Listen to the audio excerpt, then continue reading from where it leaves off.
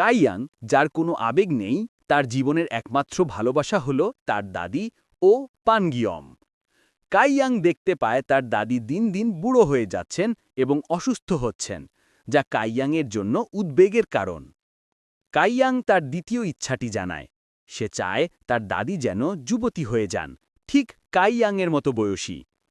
কাইয়াং একটি বুদ্ধি করে সে ইচ্ছার জন্য সময় ঠিক করে দেয়, যাতে হঠাৎ পরিবর্তন দেখে কেউ অবাক না হয়।